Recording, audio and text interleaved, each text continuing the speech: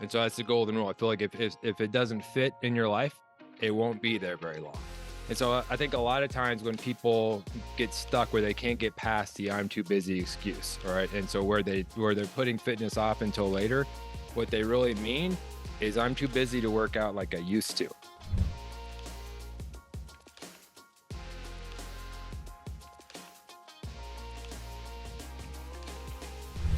Hi, everybody. Welcome to the Ingrained and Balanced podcast. We're excited today.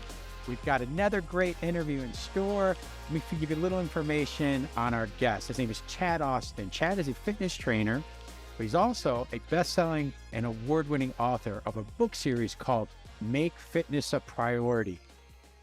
He helps busy professionals win the fight against their excuses and improve their quality of life through fitness. Chad's clients include busy entrepreneurs, athletes, and celebrities.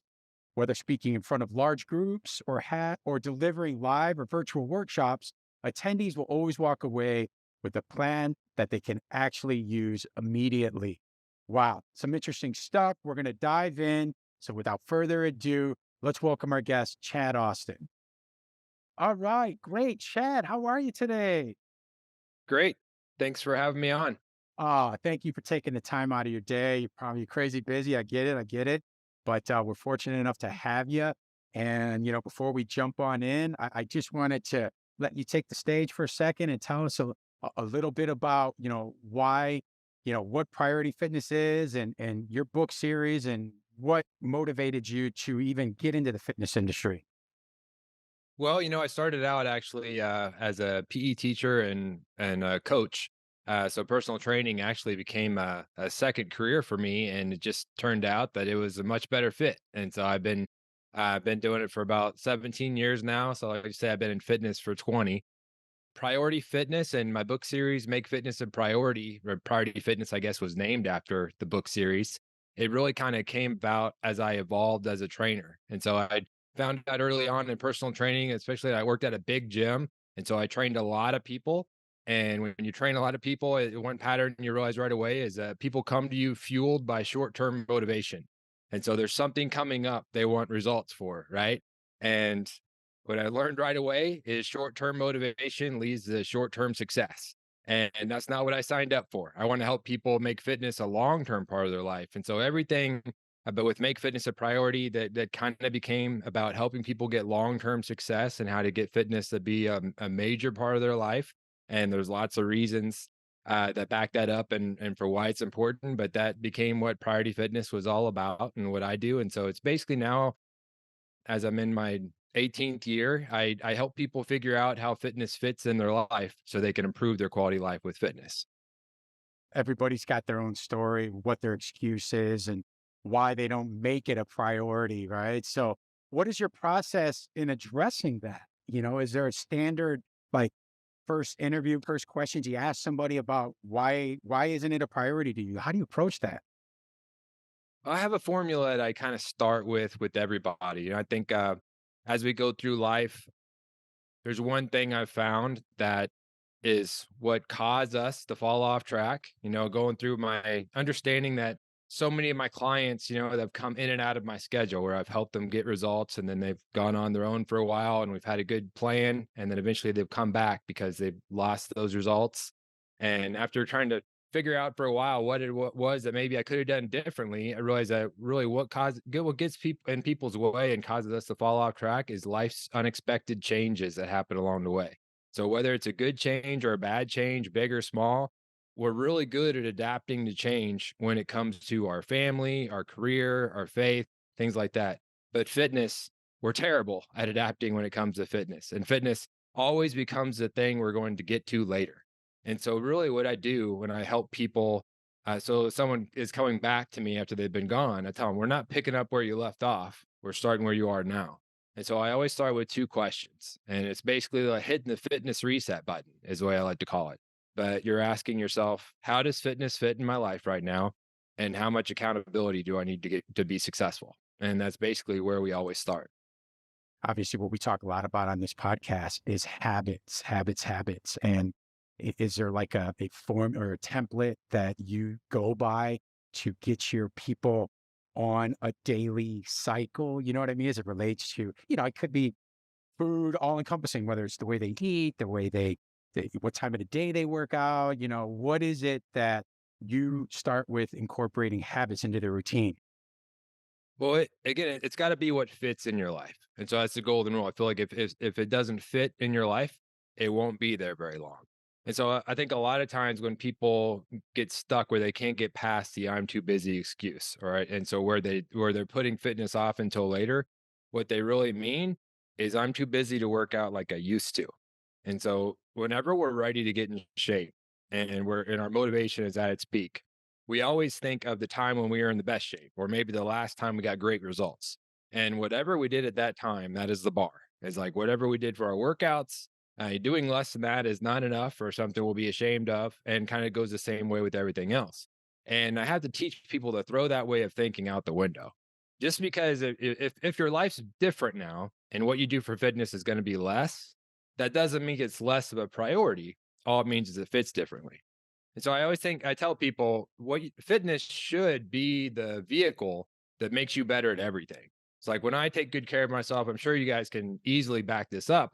But when I'm taking good care of myself and fitness is a big part of my life, I'm a better husband, I'm a better son, I'm a better friend, I'm a better coworker. I'm just better at everything. But when I don't take good care of myself, the opposite of that is true. It just overflows positively or negatively through the rest of your life. And so fitness should be the vehicle that makes you better at everything, but it only is if it fits. And so first you kind of have to set yourself up for success and make sure what you're going to do is going to fit in your life or it's just going to be temporary. Something struck me when you were talking about, how you look at people and the sort of the mistakes or the way you think some of your clients think about their fitness journey. Like if they can't do right now the workout that they were doing 2 years ago when they were met you and they were in great shape, then they go into the gym maybe and they feel, badly about the fact that, oh wow, like I'm not in great shape. I can't do that workout. And and that's not a great feeling, right? So you want, when I go to the gym, I want to feel good about myself, right? I want to walk out of the gym feeling like, wow, I got something done. I am better for, having gone into the gym. I got this out of it, even if it was a bad day. When you say how much accountability do you need, what do you mean by that? Like, I mean, I always think like, well, everybody needs to take a lot of accountability. Like, you should always take a maximum amount of accountability, no matter how much you're putting into your program or how demanding your program is. If you miss it, like you got to be accountable. Yeah. Period. I totally agree. I think that the more important something is to you, the more accountability you should seek out. But what I mean is I mean our motivation really fluctuate throughout the course of a year for most of us. So like I have my own trainer. I had my own trainer for a while. I actually just started back up after about 3 months off this week. And so Tuesday was day one. It wasn't as bad a day one as I've had in the past, but it was day one for sure. But, so 3 months, that's about the longest I've gone without her in a long time, but it's a big source of my accountability 'cause I have her train me twice a week, and then I lead a boot camp on a weekend, and then I hold myself accountable to one other workout. So that's my accountability right now, and if I do a lot of obstacle courses or events, things like that, power races, and so when I do those, a lot of times I have a buddy that I do those with, and we will have another workout together. So that's like 4 out of 5 workouts a week that I'm having some accountability with, and one I do by myself. And so this changes throughout the course of the year. And so when I have people ask these 2 questions, so the main one we're talking about right now, how much accountability do you need? There's no wrong answer. The only way you can answer it wrong is to not be honest with yourself.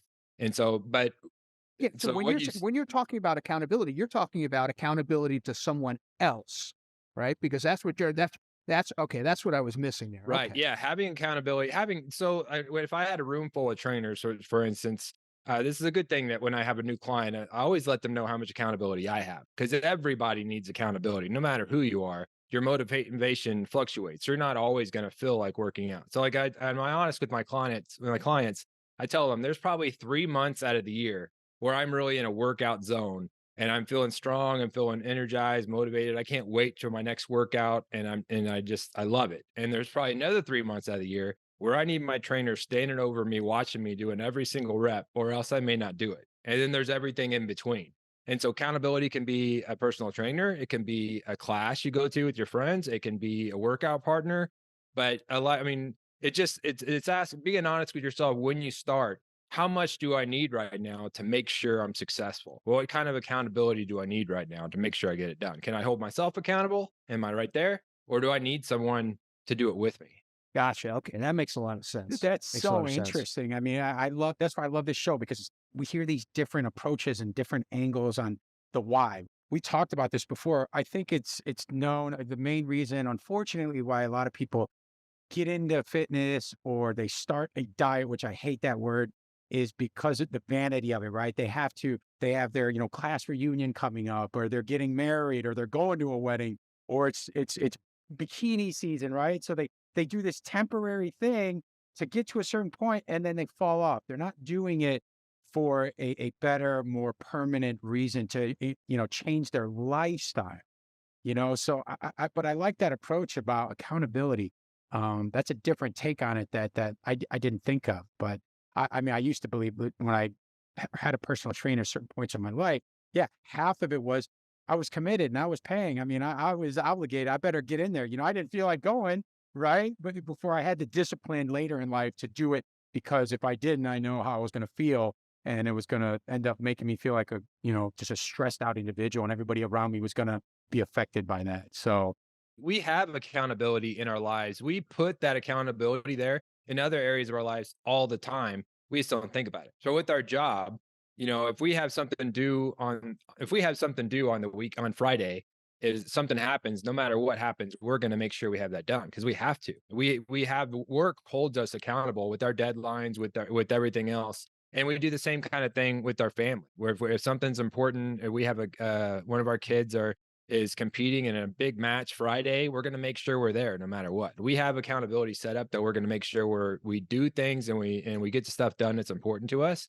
We just have to set the same accountability setups in our lives and when it comes to our fitness. interesting. Let me ask you this. If we've got some listeners out there that are in a rural area, they don't have the access to a gym right down the street or whatever, and they're trying to pick out a workout program, right? Because there's so much out there right now, especially on the internet and YouTube. How would you tell somebody to find the right workout program for them? Like, what kind of input do you give them? Yeah. Well, first off, I'll say if you're interested in the fitness reset that I keep talking about, I do have a mini course that's on my website. So makefitnessapriority.com. It's an easy way you can get that, and it helps you kind of get started. But there's two things. So when I'm out with friends, if I meet people and they know I'm a personal trainer, so they'll ask me fitness questions, I never become a salesman in that moment. I'm just trying to help. And so what I do is I will tell people about the two red flags to look out for. And so that's what I'll do to the listeners now. So if you're wondering what's the best way to get started and you want to get results, there's two things I would look out for that lead to going by the rule we said earlier that short-term motivation leads to short-term success. First one is that it begins with the end in mind. So if you're going to jump into a 30-day program or 30-day challenge, a 60-day program, now first I will say that any motivation is awesome. So if it's short-term motivation that gets you started, use it, drain it for everything you can. But if you eventually don't look past it, and so then what you do when the 30 days is over is nothing. If you don't answer that question, what's next? The answer is nothing.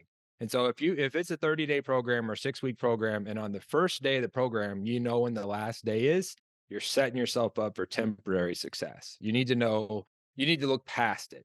Okay. So that's the first thing to be kind of weary of as a red flag. And the other one is that it's one size fits all.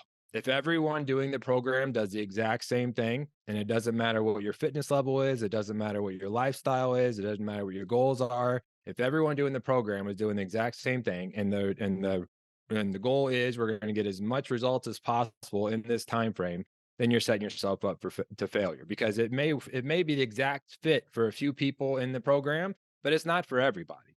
And just because it was a good fit for you in the past doesn't mean it's a good fit for you now. Just because it's a good fit for your coworker doesn't mean it's a good fit for you now. So here's for example, for maybe you are right now in a busy time of year. And so you are exhausted with work and you normally work out after work. But now all of a sudden that doesn't work anymore because you use up all your energy at work. And so if all of us, if for years you've been able to work out at 4 o'clock after work and all of a sudden you find yourself not being able to do it anymore, it's probably not a lack of willpower because you've always done it in the past. It's a lack of energy. You're all of a sudden your job's more stressful, or you're just doing more work then. And so when you're trying to work out, trying to work out at a time when you don't have any energy left because you used it all up. And so you have to you're setting yourself up to fail. So you need to rethink when my workout should be, and it probably needs to be at a different time. So that's just a little thing that people don't think about. But a lot of times, as your life changes, as things change in your life, you have to adjust to that with fitness, just like you do with everything else. But that is a big problem that people run into, where a lot of times, as it's not a lack of willpower or not, we're not trying hard enough. Is that we're just set up to fail and we need to kind of change things, whether it be a workout time or what our expectations are for how much workout we do, all those things. Yeah, I know Marty and I get into this a lot because he still works out later in the day and I work out first thing. But, that's only because when I was in my mid 40s, I started, like you just said, my energy stores were depleted. I didn't have the energy at 5, 6 o'clock, 7 o'clock at night to work out like I did in my 20s, 30s.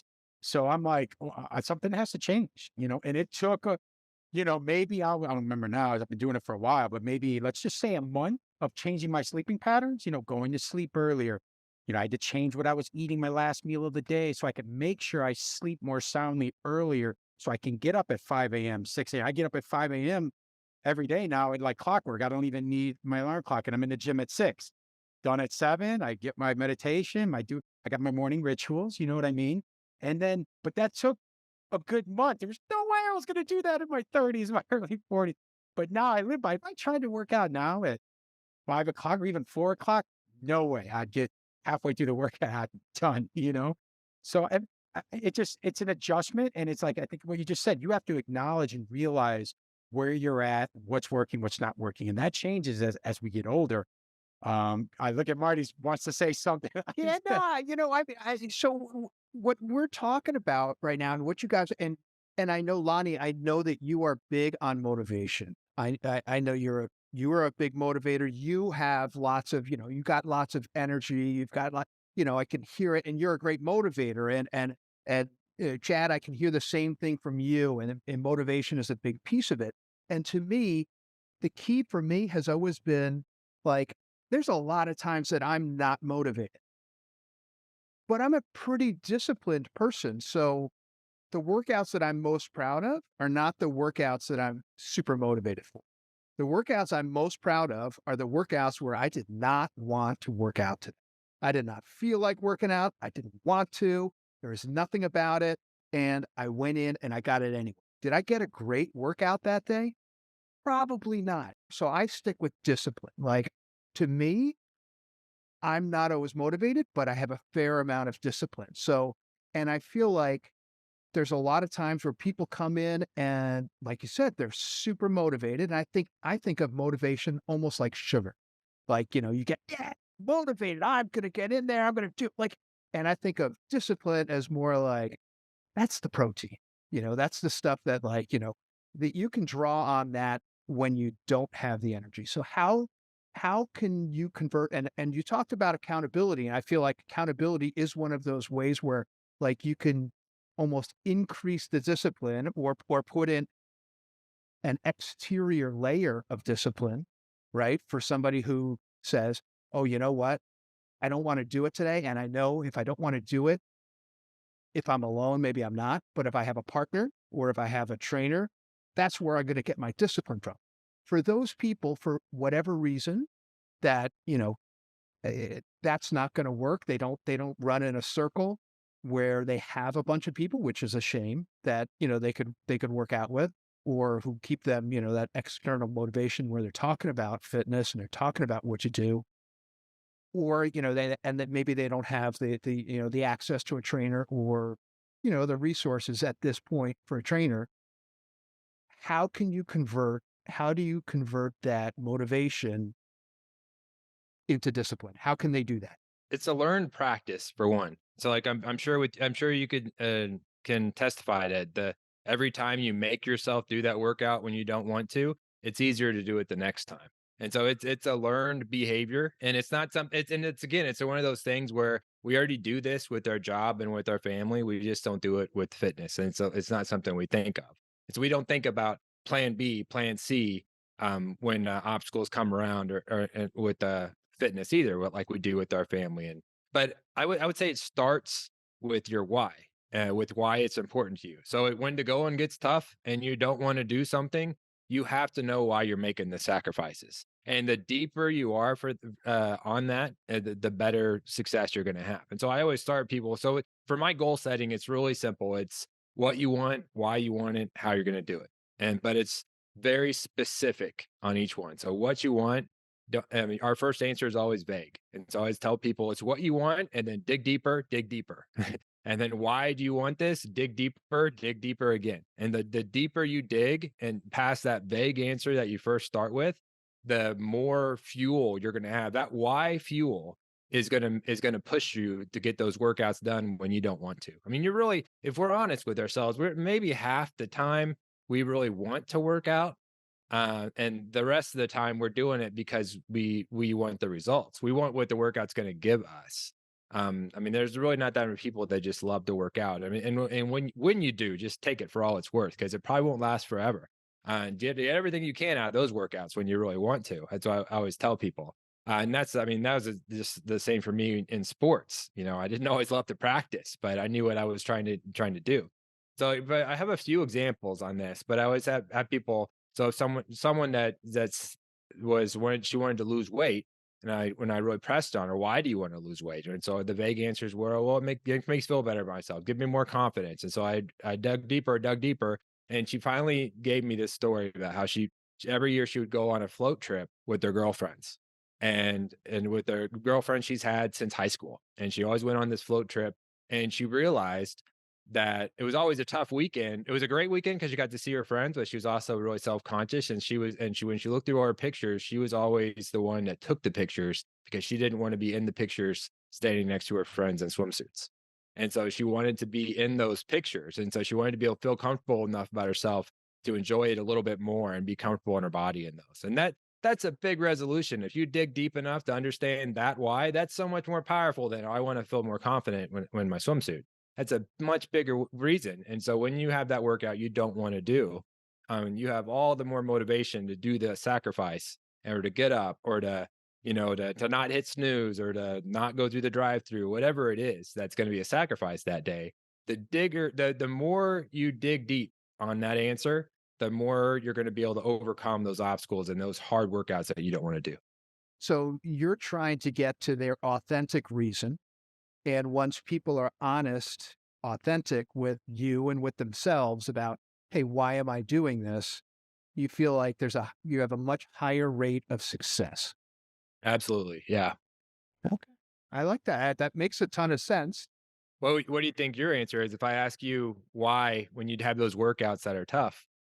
What is it that helps you do those workouts when you don't want to? That's a question you should spend some time on. It's part of my self-image. It's part of who I see myself as. It is part of, you know, how I identify. There was like a year I trained jujitsu a number of years ago, and I rolled with a really big guy one time, and I was usually the big guy.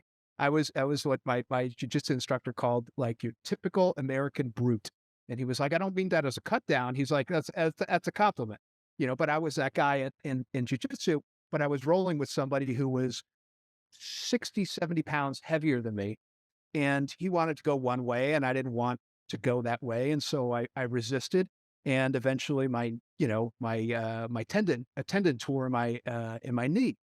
So I was out, and this was the first time that I had been injured like, seriously injured in my life, like, where I couldn't do a workout, for weeks, months, and I got way out of shape.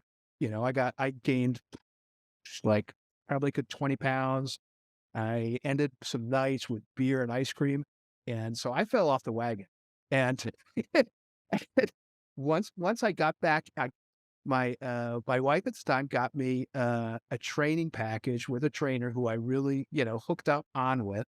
And I remember those training sessions and how I asked him to put me through the grinder, to really, once I got back and got a little base going, I said, I want to go, we got to pick this up. We got to, and I was almost punishing myself because I was so angry at myself for having gotten out of shape.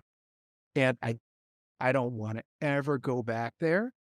And I don't want to ever lose that sense of that fitness and being fit, looking fit, feeling fit, being able to do stuff is part of who I am. You know, that's my motivation. I don't want to go back to that place.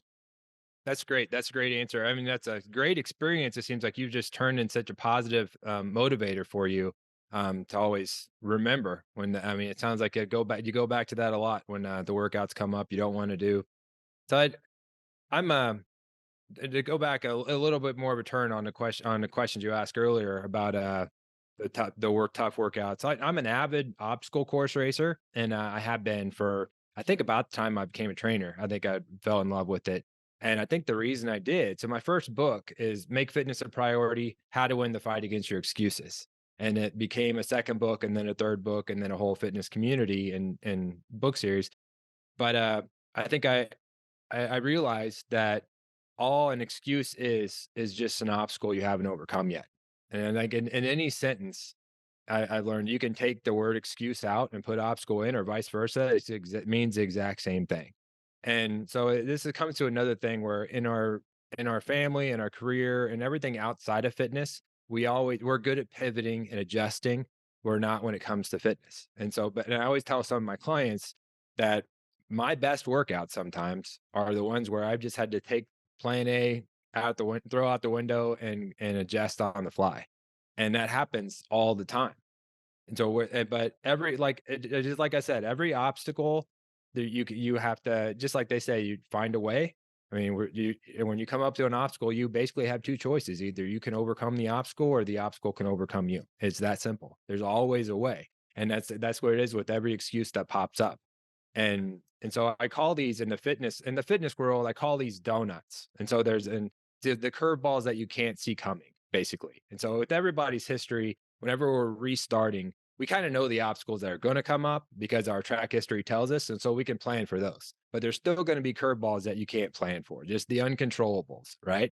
And and so I call these in the fitness world donuts. And so there's a chapter in my book about how to be a donut slayer. And so, but what it is basically the curveball you couldn't see coming. How are you still going to overcome it? And so, a couple examples. There's one that I call the bad weather donut. And so, let's say basically you plan on doing a morning run before you go to work, right? And so you get yourself as set up for success as you can. Nighttime chat is just perfect. I've got my shoes ready, my clothes ready, my music ready, my playlist queued up, everything. So I get up, I don't hit snooze, I get all dressed, I open the door, and it's pouring outside. And so what am I going to do? Am I going to go run in the rain? I could. Nothing stopping me from doing that, right? But if I don't want to do that, how am I still going to make fitness a priority today? Am I going to do it later? Is there going to be a chance to do it later? Or am I going to do a treadmill workout or cardio workout? How am I still going to do it? And so another one that affects a lot of people is the sick kid donut. So say someone wants to work out they're going to work out after work, but they get a call from school and their kid is sick. And so they need to go pick up their kid. And now they're working from home the rest of the day. So they can't go to the gym now. They're at home taking care of their kid.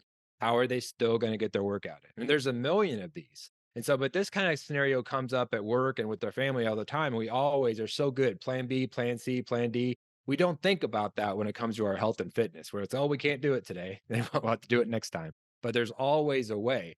And just like with your getting your workout in when you don't feel like it, it's a learned behavior. Every time you pivot and find a way to still make fitness a priority, it's easier the next time. I'm glad you brought that up. That was going to be my last question to jump into your make fitness priority and the goals behind your books and your platform. So we're going to wrap this up now. And for all you listeners out there, you really enjoyed this conversation and you want to learn how make fitness a priority can help you and your journey, get you motivated. You check it out. I'm going to put the links in the show notes of the episode here. And before I finish, I was going to ask you this question. I forgot to, as it relates to habits. What do you practice in the morning every day? What did you do this morning that you accomplished that you practice every day? Can you let us know what that is? Well, one easy one that I've done every morning for probably over 15 years now is I have a big glass of water sitting on my nightstand. And first thing I do after I get up is I pick up the glass of water and I drink the whole thing. So that's one big challenge that it's for some people it's hard to get in your routine of drinking enough water every day. But I start every morning by drinking this big glass, this 32-ounce glass of water, and kinda gets my, metabolism going, getting me moving a little bit, but that's a habit I've done for years. It's the first thing I do every morning, I think it's even in the same spot on my nightstand. I'm so auto-programmed now that if someone were to move that, I'd reach for it and try to find it even if it wasn't there, but that's the first thing I do every morning. Do you drink coffee after the water? I do. You I do. always Okay. drink a lot of water, and I drink coffee with MCT oil in it every morning, and Oh, interesting. lemon water too, actually. And lemon water, okay. And how about the last thing? What's the last thing you consume, food or drink at the end of the day?